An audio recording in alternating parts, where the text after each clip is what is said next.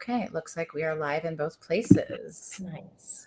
Hi, good afternoon. I am Amanda Marino, and I have with me today Susan Block, LMFT, licensed marriage and family therapist here in Coral Springs, correct? Coral Springs Counseling is all of Florida now. We are fully virtual. Love that. Susan and I have known each other for years and haven't seen each other in person in a minute. So I was really excited. I've been trying to have just a wide variety of people come on to Recovery Solutions and just talk about just topics that, putting out quality content for mental health, for substance use disorder, really for any of these things. There's so much toxic information out there online. So I feel like it's a responsibility of ours to put out some quality content, right? To counteract some of the toxic content. So Susan is a esteemed therapist in our community, has her own practice, has grown, is giving back. I always see you involved in things of giving back and in community involvement. And so how long have you been a therapist and kind of what brought you to this? Yeah. So how long have I been a therapist? Too many years to count. But in private practice since 2012. So about 12 years, and went from a solo practice, just me, to now expanding to a group practice and really covering the entire state of Florida. And I'm just super passionate about working with adult individuals, but more specifically couples, anything relating to complex couples issues. And our team is just super passionate about the work that we do to help couples kind of in their worst times in their relationships. Yeah, that's so needed. I know that I have been with my original relationship therapist now for 4 years. She's my longest therapy relationship since I've been in therapy since I was 7. Yeah, me too. Yeah, I love it. I know that I have some people in my life that are ashamed of things like that. And I just want to put that out there to anyone that there's no shame in seeking help. There's no shame in seeing a psychiatrist, a therapist. It's actually a true act of courage to stick and do that for yourself. So tell me about Coral Springs, your specific, you have one practice, a group practice now. Could you share a little bit about that just so people can get to know you and find you? Absolutely. So for many years pre-pandemic, I was, a solo practice in the city of Coral Springs, Florida. And with the pandemic, like everybody else, shut down and went completely virtual. And what I found is that there was such a demand for therapy during the pandemic that it was growing faster than I could keep up with. And I felt so icky about having a wait list for people who were in crisis and needed support, right then and there. So that's kind of how the birth of the group practice came about. And there's such a need for it. And I have a great team in place now. And what I love so much is that people are really still wanting the virtual. So we decided to continue virtual so that we can meet the needs of the entire state of Florida. But we have satellite locations throughout South Florida in the Tri-County area. So we really try to meet our clients where they are, in-person limited, but have a lot of flexibility for that virtual option. Where are the 3 locations? Just Coral Springs? So we're Miami-Dade. Okay. Broward County is where we're heavily saturated. And then, of course, Palm Beach. Awesome. And then digitally, literally all across the state. So we're not just in Coral Springs. That's kind of our old name that's kind of stayed with us. But our satellite locations are Boca, Coconut Creek, Plantation, Fort Lauderdale, as well as a little bit in Miami-Dade as needed. I was born in Plantation General. Fun fact. Oh my gosh, you're a local. Broward County original, Palm Beach County for high school and middle school, high school. So just to talk a personal experience, anyone that's considering therapy and wondering if it's something they could do online and it's something that they could connect with somebody in that way, I just want to share that I would never, ever have believed that with all my years of therapy, that I could have connected with someone online. I have been able to maintain the longest term therapy relationship because it's online. Yes. I have to have her today at 2:30. She's on Tuesdays at 2:30. And it's just I scheduled my whole day around being home and it works. You don't have to drive anywhere, get in traffic. So there's and you truly can connect. This woman We met once in person. That's it. Yeah. Well, let me also be transparent. I have a therapist too. I think therapists need their own therapist. And mine is about 3 to 4 hours away from me. And I would have never been able to work with her had we not done telehealth. Yes. And she's been the greatest gift in my life. And I'm so grateful for her. And you really do connect. Sometimes I feel like maybe I'm a better therapist doing it virtually because as the therapist, I'm comfortable. I'm in my own space. I've got my dog underneath my desk and and you just have Right. everything right nearby. And so you get the same quality care that you would in person. You do. It's pretty beautiful. I mean, all the things that have so there is some, we hit the digital divide as navigating the digital divide as our topic, but there's Exactly. there are so many beautiful takeaways, right? That I try to focus on when I get like frustrated with things that happen online, whether it's like vile messages or Mhm. comments or just anything you see, the hate or whatever you see. I try to think of the things that it's brought, right? I have relationships with people all around the world Yeah. that are true relationships. I've met them in person now, first started online. I have my therapist. Like there's so many beautiful things that have come from it. So it's not all this dark matter. It's so funny that you say that because technology, we have it, it's so useful. And so there's a lot of positives. We're on it daily. We use it for work. It's access to immediate information. If we need, a recommendation for a plumber, where do we go? We go on Facebook now asking our network of people like, hey, who's a good plumber? And then like 5 seconds later, you have somebody, coming to your house. So it's great in so many ways and it's not going anywhere. So we might as well embrace the good. Yes, exactly. I'm with you. I will say the other day was a little scary on Tuesday when I had no cell service. I had no GPS. I was Mhm. picking up a family member from Fort Lauderdale Airport who's never flown alone. So I could not text. I could not GPS to get to in the rush hour to the Yeah. traffic. I could not message like, where are you? I had to park in front of the where I assumed she would be and just start screaming her name old school. I Yeah, found her. right. You don't realize how dependent we are. When I go on cruises, and that's kind of when I know because you can't use the technology in the same way that you do on land. Right. So you see people with like walkie-talkies, like we're so dependent on it for our GPS systems and things like that. You don't So we need it. do it. It was terrifying. Like I was Yeah, it is. Exactly. So when we talk, and we talked about a few different topics. So what made you want to talk about the digital navigating the digital divide? Say that a few times fast. Exactly. And I'll even add, I like to call it the modern day affair. Okay. And we're going to get into that. So we've got a couple of parts to this that I want to really highlight, that it's kind of the addictive part that comes with technology, but then taking it a step further when it's not just becoming a betrayal to yourself, but also a betrayal to your partner in your relationship. And it's a topic for us in our practice because we specialize in what's called affair recovery. And so often we think about affairs as like the traditional stuff, which still happens. Someone comes home from work, and I'll be a little stereotypical here for a minute. A husband comes home from work and back in the 1950s and has a little lipstick on their collar, Right. or the receipt in the pocket from like the hotel stay, Yes. things like that. Those are like the old affairs. In the modern day, we are now having digital affairs right in the comfort of your own home with your partner, sometimes sitting right there with you. And it doesn't feel like the affair that people think about.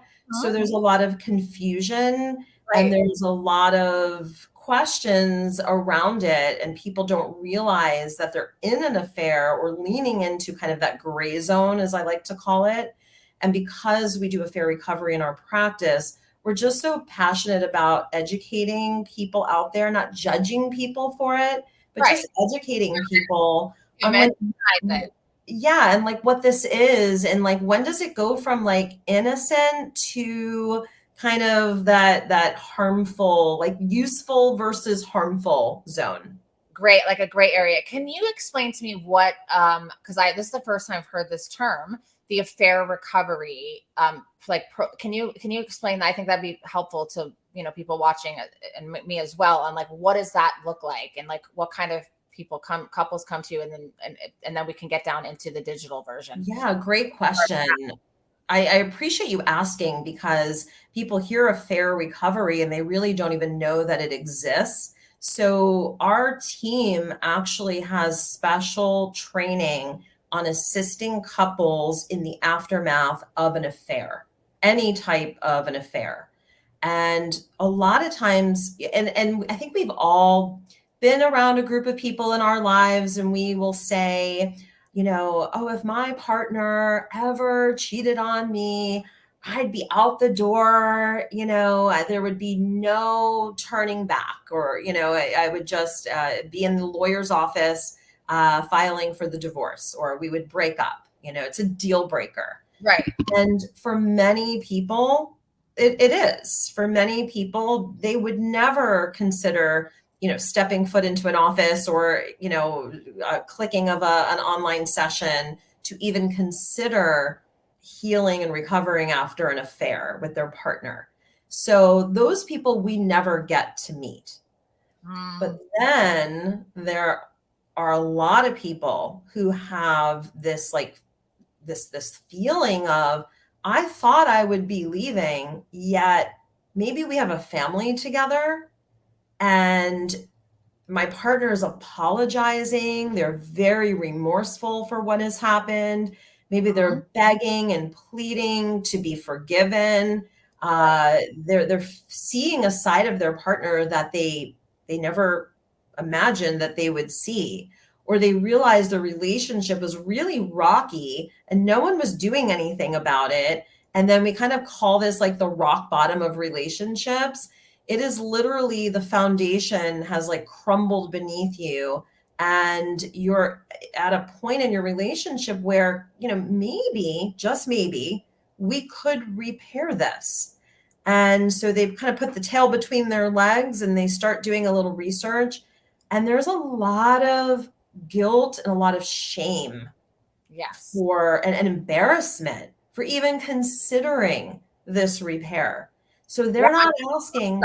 Right, on both sides there's probably a lot of Yes, and a lot of judgment, and a lot of, but I mean, not that I'm condoning or supporting, I'm not saying like it's okay to go ahead and cheat, exactly, or anything like that, but I'm saying before it gets to a place like you're describing, Mhm. there's two parties involved in that, right? Yeah. Yes, the person can, before they go down that rabbit hole, say, hey, I'm not happy and I'm considering stepping outside of this relationship. Yeah. But that's in a perfect world, right? Yeah. But it does take two, and then by the time Mhm. a relationship does get to that place, like I think Mhm. it could be an eye-opening experience for both parties. And I mean, Mhm. do you see this repair often? And is this something that you see maybe about, like you're saying, the bottom? Do you see this help people sometimes? And I won't say all the time. I mean, look, there are people who realize their relationships have run their course, or maybe their partner isn't stepping in to help them heal. They kind of just want like a quick fix. They want them to like quickly like move on. It's done. It's over. They're not handling it necessarily in the way we educate people in the very beginning of this process. For those people, most likely it's going to go in the direction of separation or divorce. But for many, I can't tell you the countless couples that, after they've gone through, the affair recovery process, realize the relationship is better than they ever could have imagined it to be, that they're both ready to roll up their sleeves. It's an opportunity for the relationship to kind of hit the reset, and they're able to lean in very differently for one another. And that just might require even individual therapy, couples therapy, kind of like an overhaul of their lives. So Is there any, this might just be a broad question, but it's in my head, so I'm going to ask it. Is there any common themes that you hear among the couples that you work with? Like, this changed, this stopped happening, where you hear a few like things among every version of a story, like, they stopped being present, they stopped being intimate. Like, what are the common things you hear? So couples will chuckle when they bring this up, and they feel bad sometimes when they bring this up, but a lot of times they'll say, it's when we had our first child. Okay. I mean, they love their children. They would, give their right arm for their kids, Right. but it is the biggest transition in a couple's life. It's huge. Yeah, and they're going from like freedom, flexibility, no like real, I mean, they have responsibilities, but they don't have like that kind of responsibility. You have no responsibilities. Exactly. Well, And but you don't know. right. And so it's like survival mode with kids, and that's the way it's supposed to be. But if you're not careful and you let your relationship kind of go on the back burner and you're not paying attention, then these things can kind of like sneak in. I always say you want to be like super connected as a couple because that space in between should be very small. But as time goes on and you start disconnecting, the space becomes bigger, and then we like sort of want to fill it with other things or other people sometimes.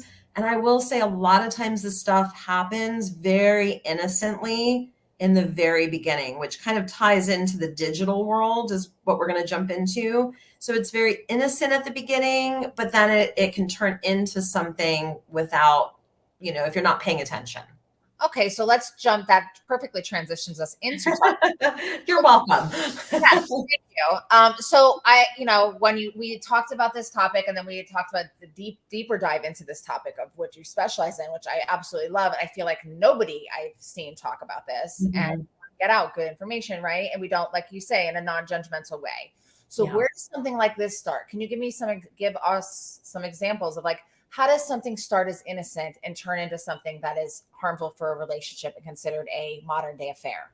Absolutely. Great question. So think of this scenario.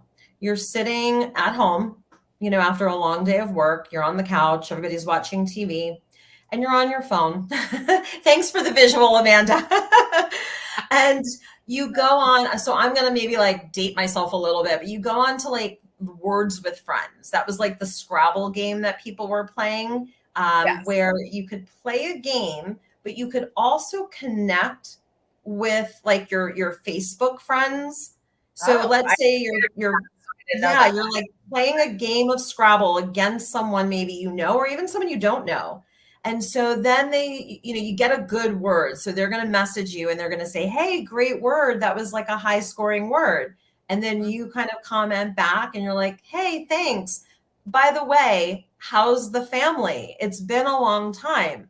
So now you're playing this like very innocent game of Words with Friends, but now you start like chatting. Okay. And again, very innocent, but then the chatting can sort of turn into like a sharing of information, maybe about your partner who's driving you crazy. And then they're like, "Oh my gosh, my spouse does the same thing." Well, now we have this like shared experience and we're not telling our partner. So Yes. now we're kind of looking forward to playing our next game. We're looking forward to connecting with this person. They get us in a way that maybe our partner hasn't gotten us in a while. And it sort of strokes the ego a little bit. Some outside validation. Yeah, a lot of validation. And so this is kind of where it's like it feels good. It's that little dopamine hit, that feel good chemical in the brain. And we've got somebody there who gets us. And when our partner is like kind of nagging at us or barking orders at us or not listening to us, not making us feel heard and understood in the home, then we start to seek that out very innocently through something like that. So that's an example. Okay. So what about like, I'll just, something that's common for me is I get random guys that send me messages, right? It happens.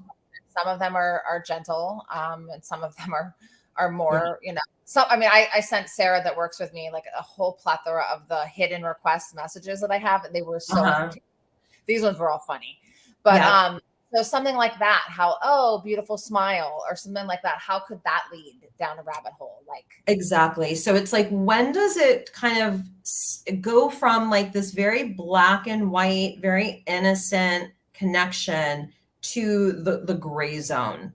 When does it go from innocent to potentially being a betrayal? And so it's kind of more of the secrecy and the heightened privacy around it. That's when it can shift. So picture this. The gray zone. So Is that say it again. the gray zone definition? It's really that. It's the secrecy and the heightened privacy. Okay. It's sharing of personal information out with someone of the opposite sex in a heterosexual relationship Yes. that you wouldn't necessarily let your partner know about. So for example, if you've got your laptop up in the home office and your spouse or your partner walks in, are you immediately putting the screen down? Right. Okay, if you're putting that screen down, why? There's something being hidden. Yes. Okay, if your partner found out you were having this conversation with this person, would they be okay with it? Right. Okay, so we want to ask ourselves these questions.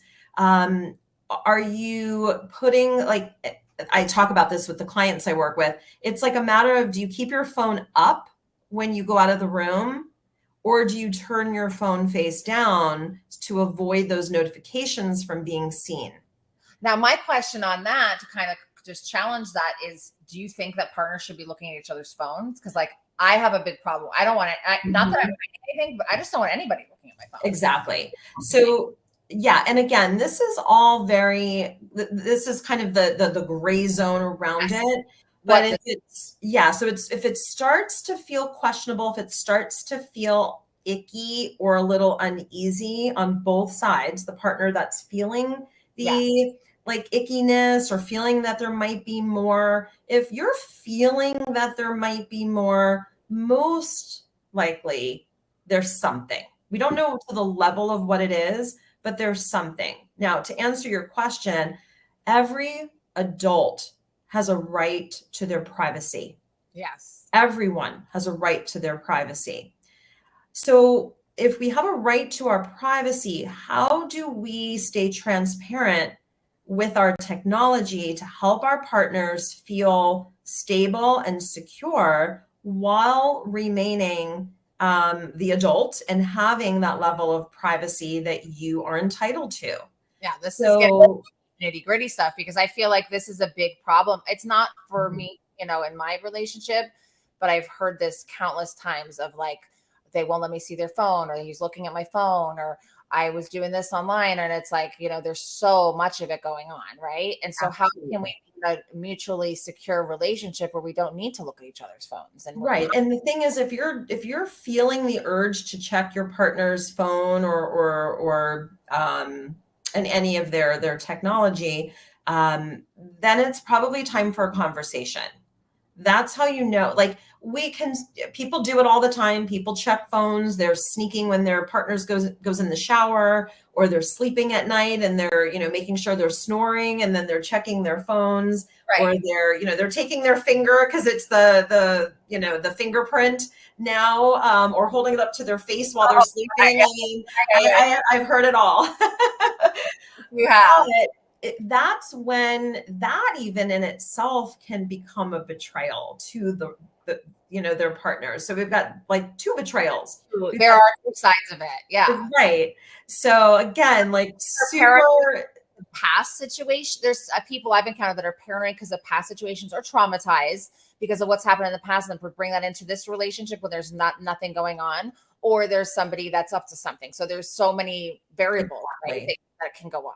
Yeah. So I think the biggest thing here is communication. If I could, give like the first tip here, communicate about your feelings, saying to your partner without accusing them, saying to them, hey, something's really been bugging me, and I've been feeling this like gnawing feeling, and I need to talk with you about it.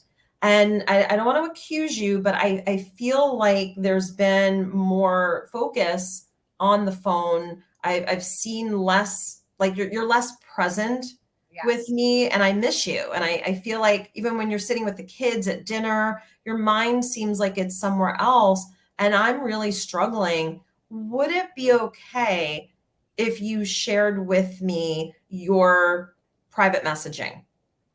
would it be okay just to kind of like show me, just to give me some peace of mind? I know it seems awkward. I know it may seem like a, kind of a weird request, but it would really just help put my mind at ease.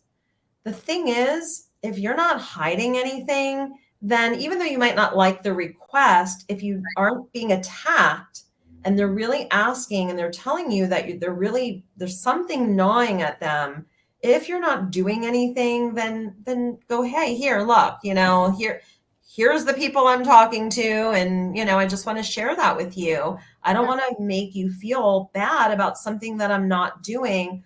Or you know what? I have been talking to this old high school friend, and now that I'm thinking of it, maybe I should have told you.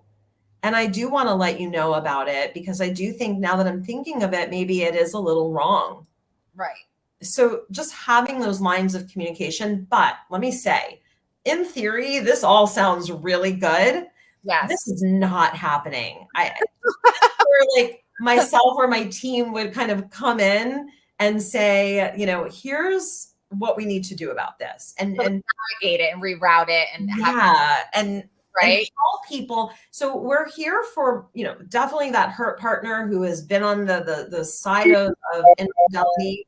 In relationships, we call that like the ultimate betrayal. But also, we're not here to judge the person who has stepped out in any capacity. We like to really create a safe space for all people and educate them on like how they got here and how can they move forward. Yeah, and that's important, right? Because there's going to be, like we just kind of shared, there's so many things and so many ways that people can get to this place, but it's about, and I think I'm going to assume, ask you, like, do many people that come to you say that I really thought that if this ever happened in my relationship, I would be done, but here I am? Yeah. Because it's easy to say to the person over there, like, oh, you believe them, that whatever our opinion, but that's not our experience. We're not in that situation. And so every situation is unique, but there's hope and there's solutions and there's non-judgment, and there's just more appropriate ways to go about having healthy communication. Absolutely. And let me also just say this, that human beings, and this may be a little controversial to say, a little provocative even, but like human beings are not necessarily wired for monogamy. Now, that does not mean I condone infidelity. I agree. I 100% agree. But so our society puts these we're boxed into the societal norms, which, like anything else, we need rules, we need laws, we need all those things in place so that we stay in our lane and we stay, we do the right thing. But if we're not careful, or we have our own kind of stuff going on, and we're not aware, these things can happen. They do happen. And it's an opportunity for a couple, like a bottom with anything else. Like at the beginning, we talked about, like with addiction, like some things have to hit a bottom to find their way up. And listen, I've been married twice and I'm divorced twice. I was all hack to say that at first. I was like, how am I going to walk around and be this 40-year-old mom with 2 kids from 2 dads? And I'm like, but I wouldn't judge somebody else in that situation.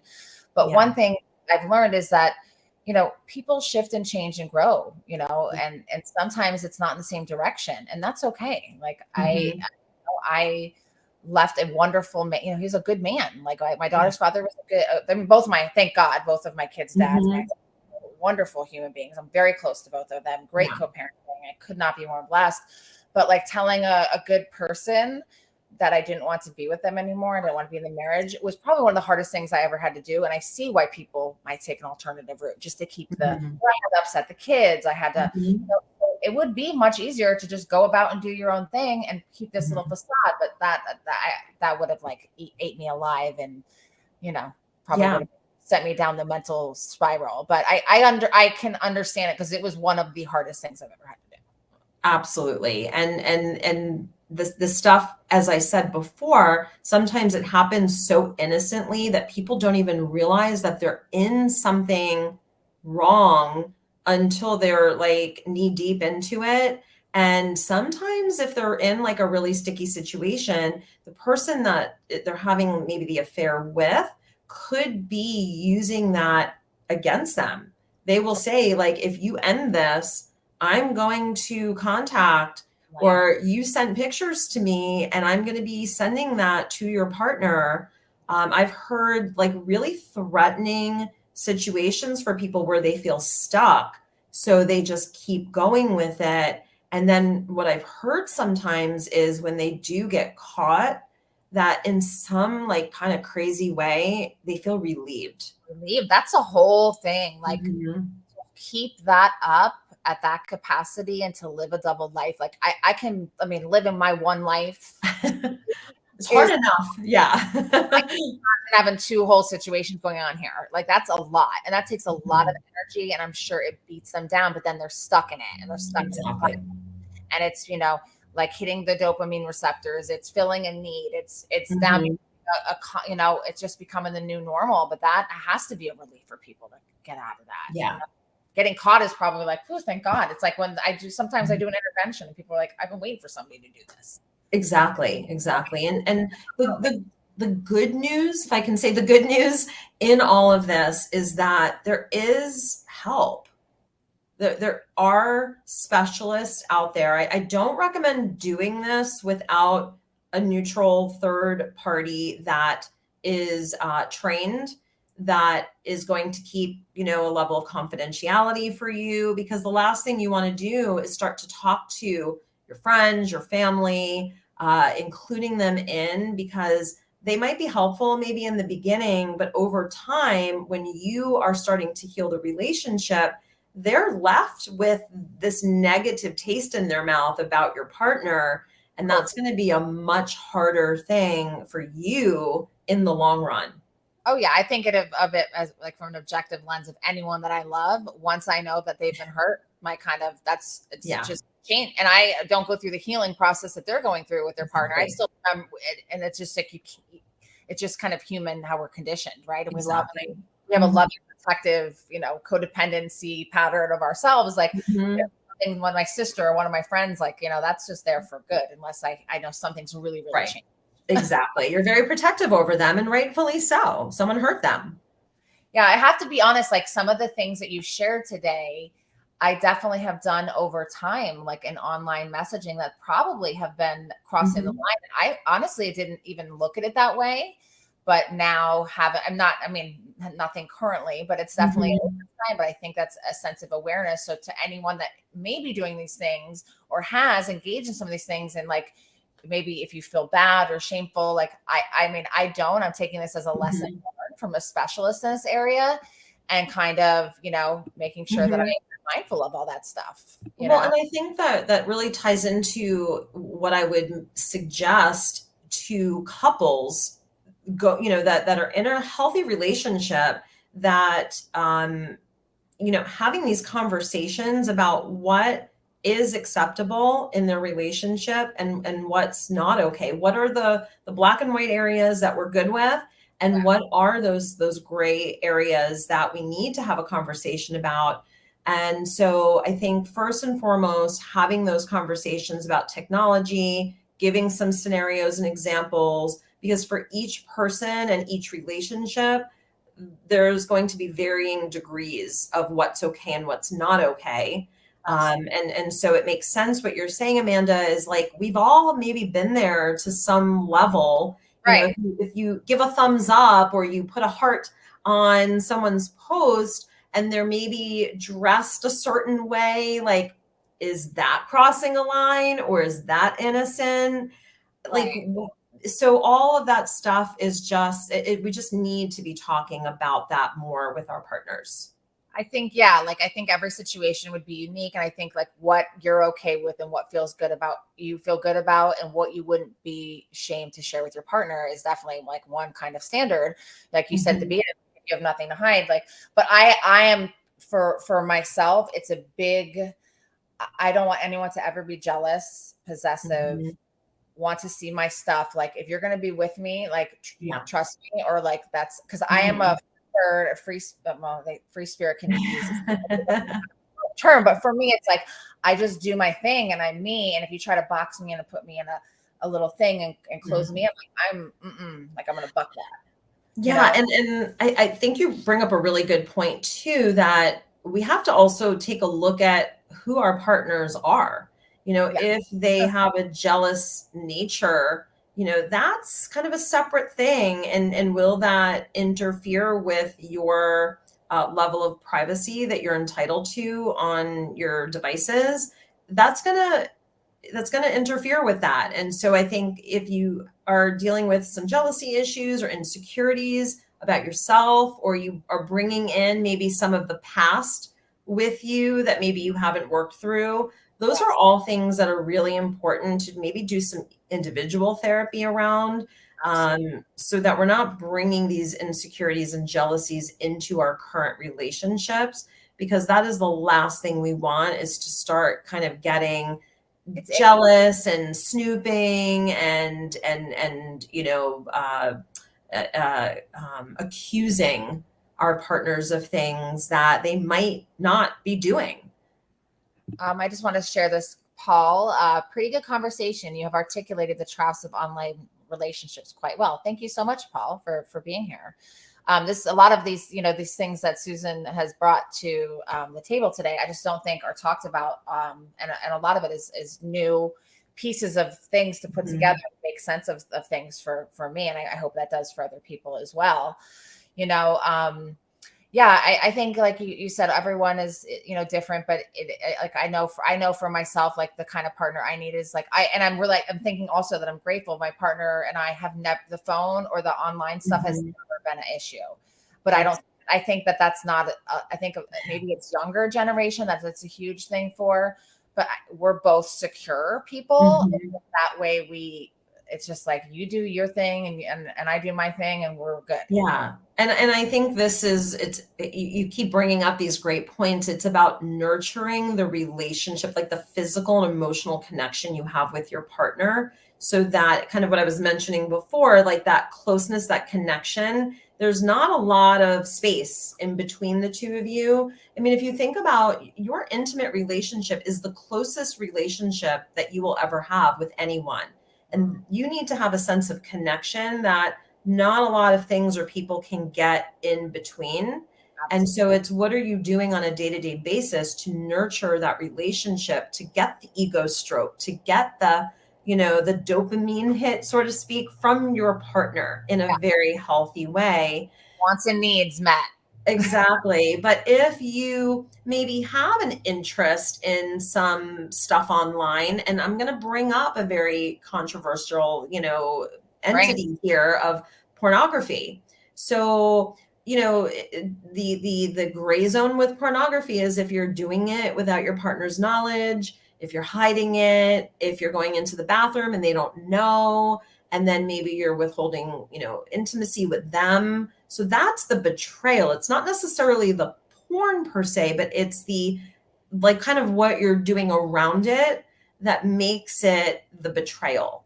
So if you Yeah. bring up porn to your partner and your partner's like, "Hey, sure, I'm into porn too. Let's, watch it together." Then it's safe. Then it's mutually agreed upon, and it's something you're experiencing together. Yes. So it's important to have those conversations, to Yeah. discuss the provocative, things that are important to you, that are intimate and only for your partner's eyes or ears, and Right. make sure that both you and your partner are feeling good about these things. Yeah. And I understand that's a hard, that's a big thing for a lot of people. Like for myself, I don't have I personally don't have a problem with strip clubs or porn. I've done Hmm. it all the time. Like I'm not the Yeah. me. However, if there was withholding of intimacy because of that, that would be right. So, and everyone is welcome to have a different point of view. You can be uncomfortable with your partner going to these things or doing. Absolutely. They're all individual choices. Like, but yeah, I'm pretty easygoing when it Yeah. comes to. And again, there's all varying degrees. I've worked with couples in the past where one partner, asked me, do I agree with pornography? And it's not for me. It's not a matter of my opinion. It's not for me to judge in any way. It's, is it okay for you? And it's okay if it's not, and it's okay if it is. And we are not here, especially as a fair recovery specialist, to place any judgment. We check our own biases at the door, Yeah. and we are present to meet our clients exactly where they are and what they need. I love that. That's what we do at Next Level. Like is like a just, and I think that's a beautiful thing, that to see that our industry, not all of it, but a lot of it is shifting more to Mhm. that, and meeting people where they are, less judgment. And when people are coming to you in this fashion, with a lot of shame and a lot of guilt, and Yeah. then with all of those things can lead to so many other harmful things, right? Self Mhm.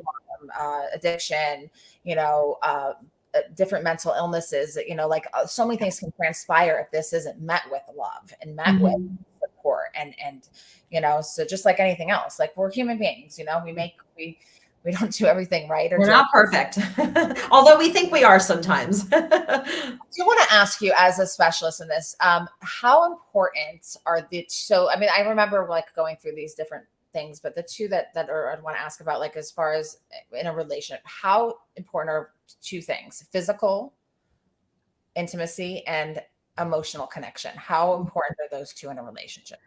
So this kind of goes back to the question you asked me at the very beginning of like, how does this happen? And I kind of like blame the kids. So this is just adding to that. Yeah. So, of course, when you think about having children, it's like, of course, the intimacy is going to be a little less. The connection as a couple is going to be a little less. You're less of the husband, wife, or boyfriend, girlfriend. Now you're mom and dad, and the Yes. roles have really changed. And as much as you love your kids, they're not the sexiest of roles. So And so, you go through a lot when you have children. You yeah, are like, what is this body? And I don't know who I am and what's going on. exactly. But even for people who don't have children, Yeah. it's just a matter of getting like really comfortable. So let's say, you get home from a long day of work and you've been with the same partner for quite some time. It's easy to kind of put on your cozy, comfy loungewear, maybe that is a little old and a little ragged and just isn't the prettiest or the best looking. Absolutely. And it just gets a little too comfortable. And although comfort with someone is really important, there has to be effort. Anything good in life requires effort. And Yes. you want to make sure you're taking good care of yourself. You want to make sure that you are, if your partner likes the haircut or the pretty perfume or like those little things that you can do. And I would say the biggest thing here is the emotional connection. Staying emotionally connected, I would say, is one of the number one things that you can do in your relationship, not just discussing what we like to call business of the day talk. Yes. The business of the day talk you have to do. That's the, hey, did you pick up the milk at the grocery store? Or did you fold that load of laundry? That's Um, the routine household stuff. yeah, exactly. You But know, wouldn't it be nice to create a ritual of like, getting the kids settled in and maybe going and taking a walk in the neighborhood for a few minutes and just kind of like connecting? Like, what was yes. the best part of your day today? What was the worst part of your day? Yes. Or if you're, complaining that your boss kind of pissed you off and instead of judging your partner for it, you're like, man, sounds like you really had a hard day today. I'm so happy you're home. Like Yes. that's an emotional connection and that really goes a long way. And, date nights are great, vacations are great, but the day-to-day, little rituals of connection really matter the most. I love that. Yeah, because I mean, there's so many other pieces that go into the whole relationship component, but I feel like for myself at this age, right? I'm Mhm. 42 years old, and I've been through what I've been through in my relationships, Mhm. emotional, and I used to ignore the physical. Like I didn't think that was super important, and I've realized that is super important Yeah. for me, and it is for a lot of Mhm. people. And I work through a lot of that, but those two are up there. Emotional and spiritual, like that is up there. But physical is important. Yeah. um, and I And, think that's and one of the things, if there isn't the kissing, the touching, Mhm. the sexual intimacy that, that's where a lot of relationships, come in hot and heavy and then fizzle off. And then there's that longing for that sometimes. And And let me add, sometimes in life, people have challenges that come up. It could be, medical conditions that might come up, or, hormone imbalances, or maybe they have gone through a really bad loss in their life, and maybe they're just not feeling, that you know those physical connections and whatever they have going on. right. It's important to communicate that with your partner, and it's also to find other physical ways of connecting that don't necessarily lead to intercourse. Yeah. um, you can do foot rubs, you can hold hands, you can Yeah. give massages. There's just so many things that you can do to stay physically connected and staying close to your partner that does still feel good. Yeah, and thank you for saying that, because I think part of it for me was, being a former sexual abuse survivor, right? So some of it for me was what Mhm. held me back from being able to like have that connection on a deep level. And so there are situations where there's trauma, Mhm. there are physical things, there are so Yeah.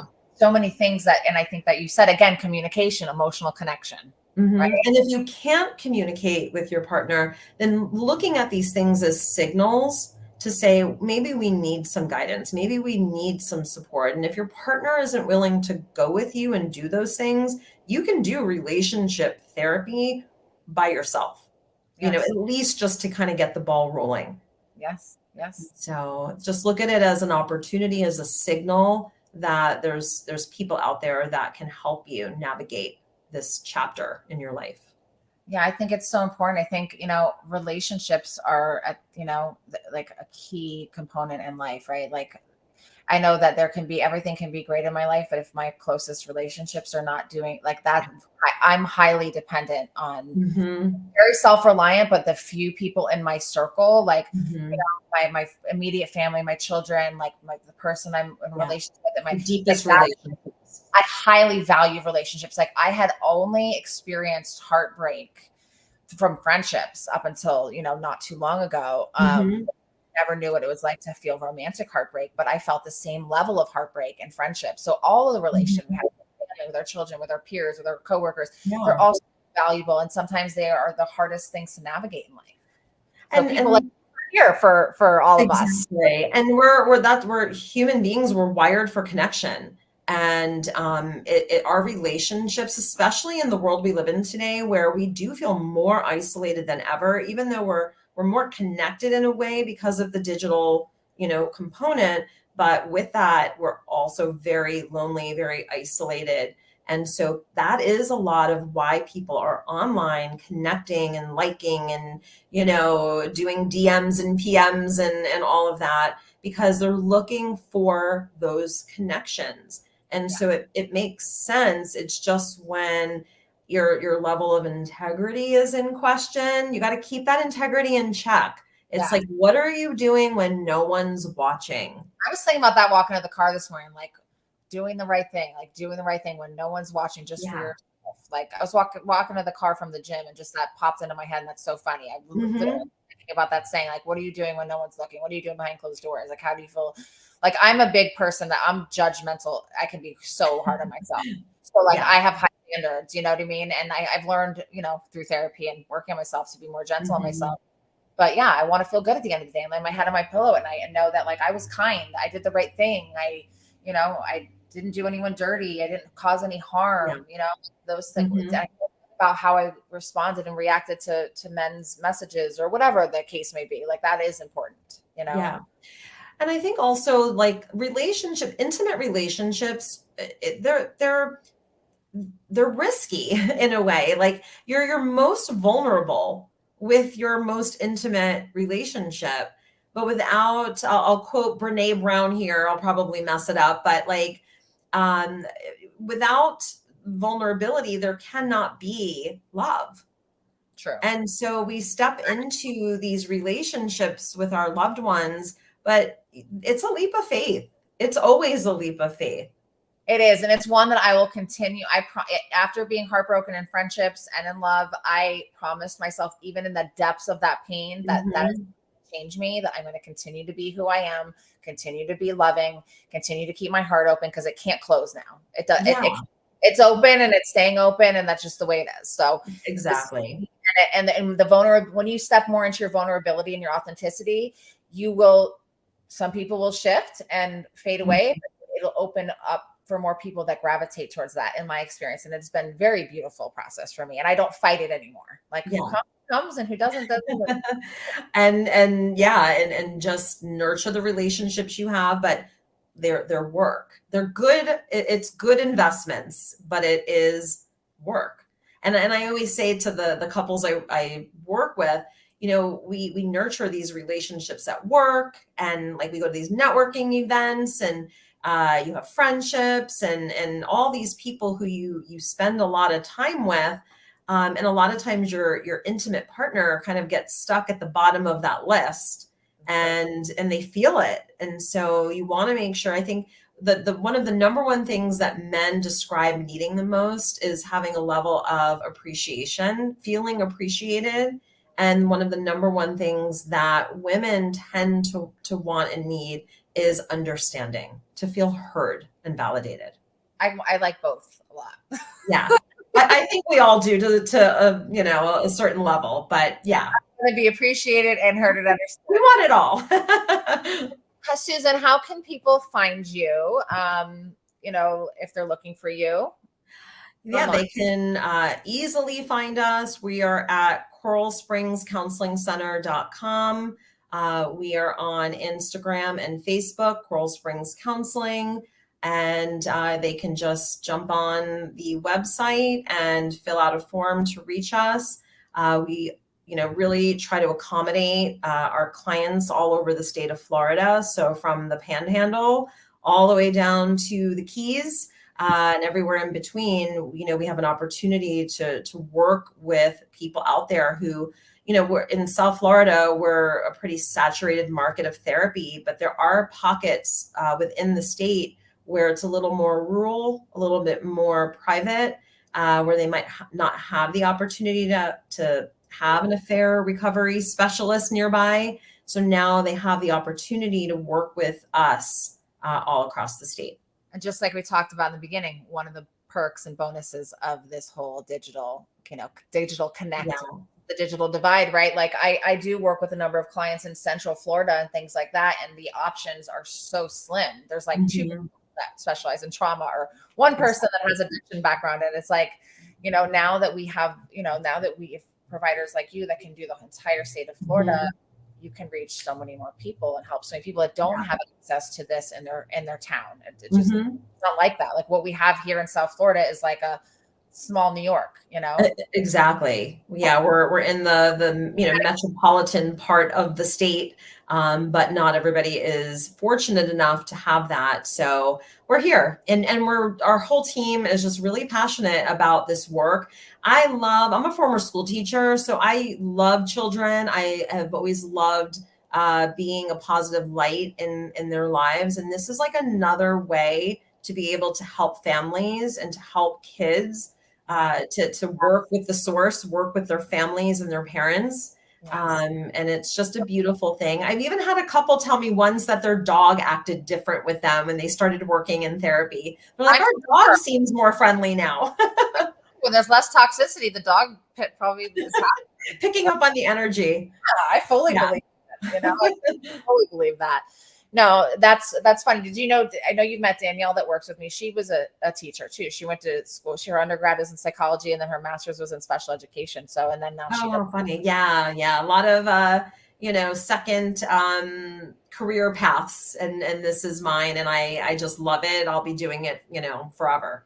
I love that. Well, thank you so much for coming on. So if you're looking, I put the website here, and I'll tag you in the different things all around. Yeah, if you want to change it, it's Coral Springs Counseling Center. So just adding the word center. Sorry, of course. I was like, I spelled it. Yeah, people do it all the time. We're really not a center, so we should take that off. Coral Springs Counseling Center.com. Always mess things like this up. Okay. I'll make like a whole thing, and then I look that I spelled something wrong. I'm like, Right. sometimes, And M is an N or. okay, this is correct then. Just double check my spelling. Well, Amanda, I appreciate you giving us this or giving me the opportunity to talk about something like this that I'm so passionate about. And I just hope that, the listeners, your audience, like, is taking, more information away than they came with. Yeah, I know I am. So thank you. Like I learned today, and I got to hang out with you and connect with you and feel like we were in the Best same room. excuse. Yeah, I And love it.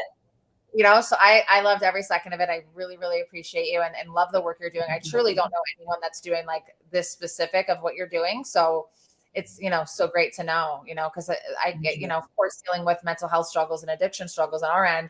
There's a lot of, other things that come along that we may need your Sure. support. So Yeah, thank you. guys, Great to see you. find Counseling Center and find Susan. Thank you so much, Susan. Thank you.